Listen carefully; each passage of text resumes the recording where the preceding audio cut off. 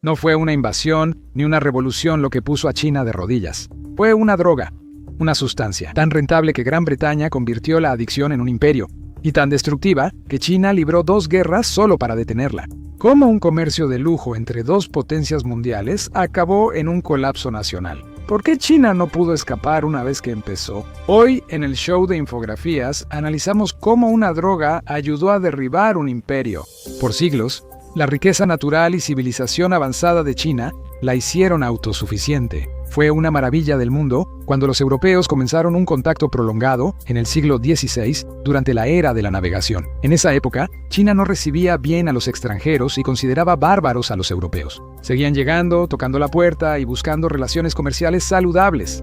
Entre ellos estaban los británicos. Y, como era de esperarse, la relación no empezó con el pie derecho. En 1637, el capitán Juan Wedell llegó con 4 barcos a la costa de Macao en representación de un consorcio inglés, donde los portugueses ya comerciaban. En agosto, los británicos tomaron un fuerte chino y colocaron la bandera de San Jorge en una isla pequeña. Las autoridades chinas ordenaron que abandonaran sus aguas pacíficamente y no regresaran. Los británicos compraron azúcar, clavos de oro y jengibre, pero pronto llegó la violencia, quizá la primera escaramuza formal entre las fuerzas inglesas y chinas en la historia.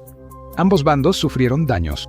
Los británicos solo se fueron después de firmar una promesa de no regresar jamás. Así que definitivamente no fue un gran comienzo para las relaciones comerciales anglo-chinas.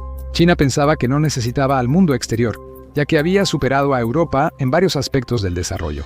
Destacaba mundialmente en astronomía, ingeniería, impresión, pólvora y navegación. Sus ciudades prosperaban por su agricultura, finanzas, medicina, filosofía y arte avanzados. China lo tenía todo. No es como si China no hubiera visto nada del mundo. Había comerciado durante siglos en la ruta de la seda. Tuvo su edad de oro marítima a inicios del siglo XV, cuando su gran flota surcó el Océano Índico. A diferencia de los europeos posteriores, China se aisló. Como los japoneses en el siglo XVII que desconfiaban de occidentales y Biblias, se aisló. Bajo las políticas Haijin o marítimas, restringió el comercio marítimo privado. En el siglo XVIII, el sistema de Cantón permitía un contacto muy limitado con Occidente. Eso causó resentimiento entre los comerciantes chinos que buscaban ganar dinero, personas que no nacieron en la clase de funcionarios eruditos. Algunos se volvieron contrabandistas y hacían negocios con barcos extranjeros de noche.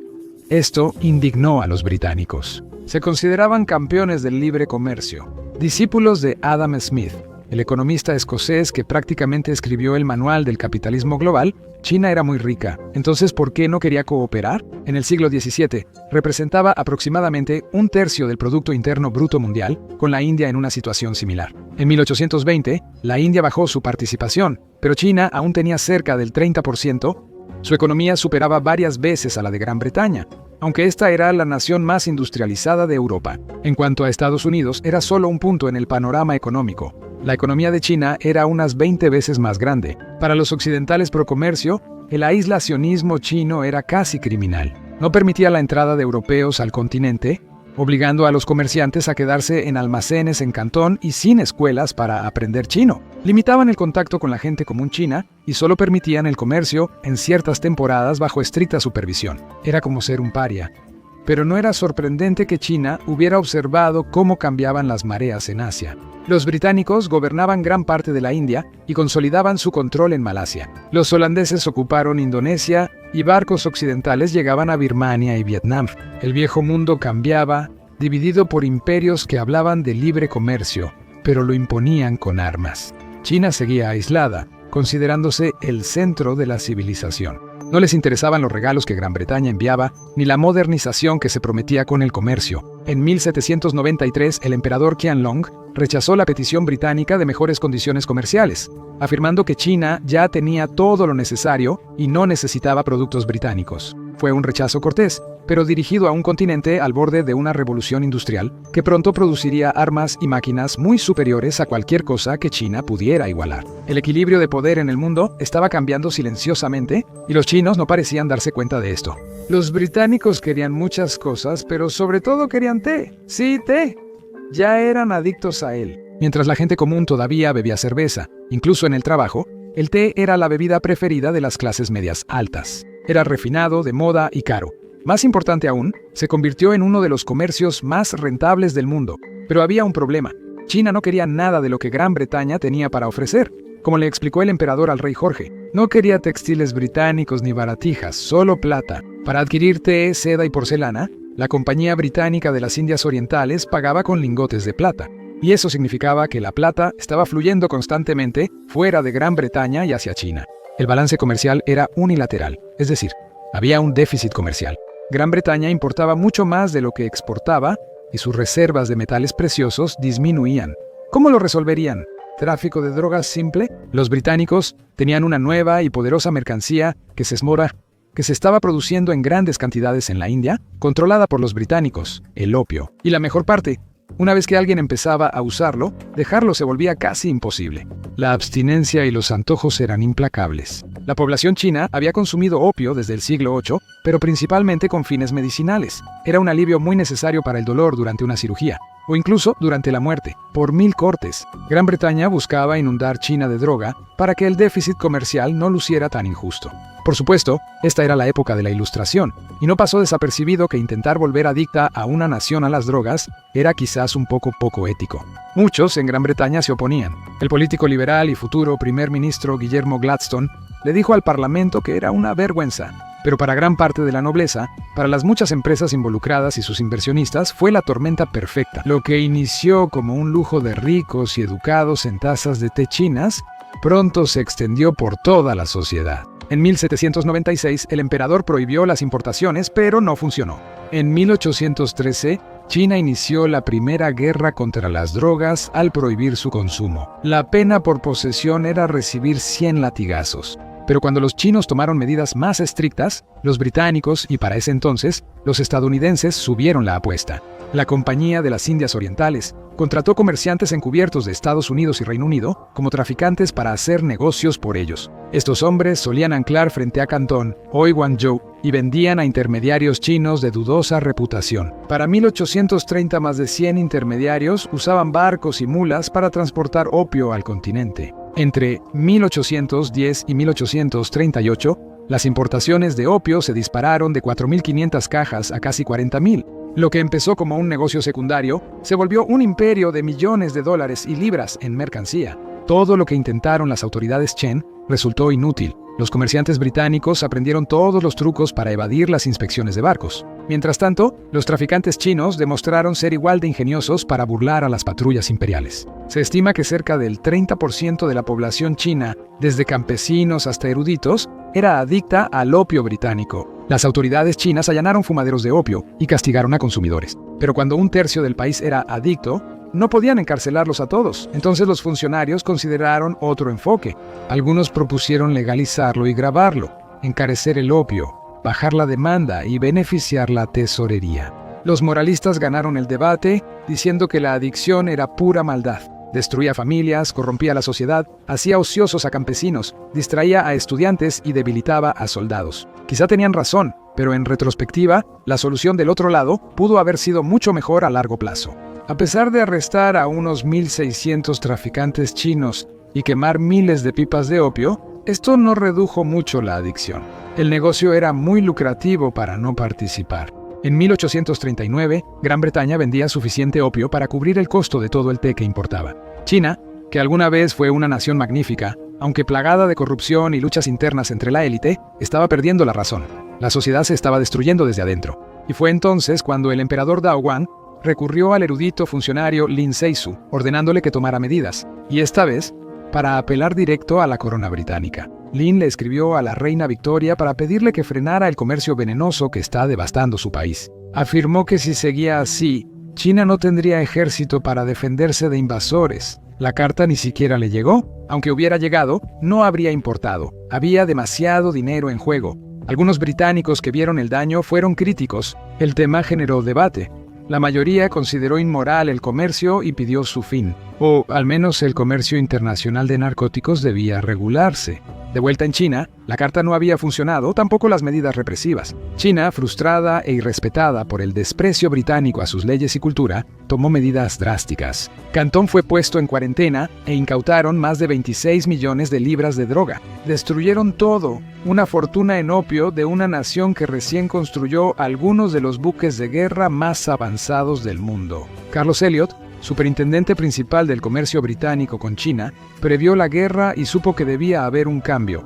Insistió en que los inversionistas y traficantes británicos en Londres debían ser compensados, pero no llegó nada. Los políticos británicos, al ver la negativa de China como un insulto al libre comercio, consideraron usar la fuerza. Era una indignación moral. No era algo que los hombres civilizados debían hacer. Bajo la indignación, algunos vieron la oportunidad de ir a la guerra y mostrar quién tenía el poder ahora. En agosto de 1839, tras la muerte de un aldeano chino por 2 marineros británicos ebrios, Lin Seisu embargó alimentos a 60 barcos británicos en Kowloon. Los británicos se negaron a entregar a los culpables, lo que Lin vio como una clara violación de la soberanía china. En septiembre iniciaron los primeros disparos de la Guerra del Opio, cuando barcos británicos se enfrentaron y repelieron a juncos chinos. Tras una escaramuza, los británicos obtuvieron suministros, pero los informes a Pekín relataron otra versión. Un barco británico fue hundido y hubo grandes pérdidas. Era ficción, pero reforzó la creencia de Pekín de que la victoria era posible. China tenía una sociedad jerárquica y a veces los funcionarios decían a sus superiores lo que querían oír. En 1840, la reina Victoria dijo que le estaba prestando toda su atención al asunto. En Gran Bretaña, el debate era intenso. Algunos políticos decían que China era culpable, sobre todo tras expulsar a los comerciantes británicos de Cantón. Otros advirtieron que la guerra sería una mancha moral. El Parlamento quedó casi dividido, 271 contra 262, una votación muy cerrada a favor de la guerra. En junio, una fuerza británica llegó a Cantón con 16 buques de guerra, 4 cañoneras a vapor y 25 barcos de apoyo. Los británicos llegaron con una lista de exigencias. Querían compensación por el opio destruido, pagos por el costo de la guerra, nuevos puertos para el comercio británico y aranceles establecidos bajo sus propios términos. Las autoridades Qing en Cantón no estaban precisamente encantadas. Durante 2 años, los británicos usaron su moderna marina y artillería para bombardear y capturar fortificaciones costeras una tras otra. Los ejércitos Qing, valientes pero mal armados y descoordinados, no eran rival. Las tropas británicas, veteranas de guerras imperiales, pelearon con disciplina y gran poder de fuego. Estos eran hombres que habían vivido en Gran Bretaña, respiraban guerra, eran los mejores en ello, con armas superiores a cualquier cosa que tuvieran los chinos. Fue durante esta campaña que Gran Bretaña presentó un símbolo aterrador de este nuevo poder industrial: el buque de guerra de vapor de casco de hierro, Némesis. El barco cruzó fácilmente las defensas chinas y fue clave en la toma de Cantón a inicios de 1841. Aunque el emperador Dao Wang lo intentó, las fuerzas británicas avanzaron al norte por el río Yangtze y tomaron Nankín. Fue una humillación devastadora para la dinastía Qing, demostrando que siglos de aislamiento y complacencia tecnológica dejaron expuesta a China. Los chinos nunca tuvieron oportunidad. Miles murieron en batalla, mientras que las pérdidas británicas fueron mínimas, solo unas pocas docenas de hombres en combate. Si la guerra continuaba, las tropas británicas habrían destruido el imperio, dejando sangre y vergüenza en una nación antes considerada invencible. Hong Kong fue cedido a Gran Bretaña por el Tratado de Nankín de 1842. China tuvo que pagar $21 millones por reparaciones, compensación de guerra, opio perdido y reclamos de comerciantes británicos. El tratado permitió 5 nuevos puertos para comercio británico y aranceles favorables. Otorgó extraterritorialidad a extranjeros, permitiéndoles vivir bajo sus leyes en ciudades como Shanghái, que se volvió un centro de comercio e influencia occidental. El tratado marcó el inicio del siglo de humillación de China, un periodo de dominación extranjera y decadencia interna. Destruyó el prestigio de la dinastía Qing y alimentó una creciente ola de nacionalismo. Para empeorar las cosas, las importaciones de opio no se detuvieron, se dispararon. Los británicos legalizaron el comercio después. En 1879, las importaciones británicas de opio en China llegaron a 87,000 cajas, superando las cifras previas a la guerra. En ese momento era cerca del 17% de las ganancias en la India británica, lo que ayudaba a los británicos a mantener el control. Su joya de la corona. También hizo fortunas individuales, como las de los escoceses Guillermo Jardine y Jaime Matheson, quienes fundaron la compañía Jardine Matheson, un imperio comercial que aún existe hoy en día como una empresa Fortune Global 500. Los comerciantes de Estados Unidos también ganaron, hombres que se volvieron de los industriales más ricos del país, cuyos nombres hoy están en escuelas, museos y hospitales. Roberto Bennett Forbes, ancestro de la acaudalada familia Forbes, escribió en cartas privadas que había hecho una fortuna. No sentía vergüenza por, según él, desmoralizar a millones de trabajadores chinos y drenar el dinero del país. Era lo que era. El comercio permitió que el opio se expandiera por Estados Unidos. Fue popular en el viejo oeste durante la fiebre del oro y se expandió a San Francisco, Portland, Seattle, Denver, Chicago y Nueva York. Estalló otra guerra del opio en 1856. En 1860, tras la captura de Pekín por británicos y franceses, China volvió a ser humillada. Tuvo que firmar más tratados desiguales, pagar grandes indemnizaciones y abrir más puertos a potencias extranjeras. China quedó devastada. El país fue invadido por occidentales. Sus funcionarios vivían en desgracia y los tratados comerciales firmados a la fuerza lo dejaban sin recursos. Los japoneses, un pueblo que China había considerado inferior durante mucho tiempo, no se habían mantenido tan aislados. Abiertos a ideas y comercio occidentales, se modernizaron rápido y crearon un ejército según estándares europeos. A mediados de 1890, su ejército venció a China en la primera guerra sino-japonesa, tomando Taiwán y partes de Manchuria. En China, la situación era caótica. Los civiles ya no confiaban en los gobernantes Qing, culpados por la pobreza y humillación del país. La ira estalló en la rebelión de los Boxers, un levantamiento violento que buscaba expulsar a los forasteros. Unos 32,000 cristianos chinos y 200 misioneros y funcionarios occidentales fueron asesinados. Algunos cristianos fueron enterrados vivos. Esto le dio a las potencias extranjeras la excusa perfecta para otra intervención. Una alianza de tropas de Gran Bretaña, Estados Unidos, Austria, Hungría, Francia, Alemania, Italia, Japón y Rusia invadió China. En Pekín, enormes multitudes se reunieron apoyando al gobierno y exigiendo la expulsión de los extranjeros. Algunos funcionarios Qing los apoyaron en secreto. Otros temían un desastre. Los llamados boxeadores, que alguna vez se creyó que poseían poderes místicos que los hacían a prueba de balas, eran en su mayoría campesinos desesperados, hombres pobres y mal armados que reaccionaban con violencia. En un país que estaba siendo destruido, China había sido dividida. Los historiadores más tarde lo llamarían la lucha por China. Los británicos lo iniciaron, pero pronto todas las potencias importantes quisieron una parte y fueron brutales. Cuando los chinos protestaron contra los ferrocarriles alemanes, estos les dispararon a sangre fría, incluso mientras los misioneros predicaban entre los salvajes. Los Boxers y las fuerzas Qing no tenían oportunidad.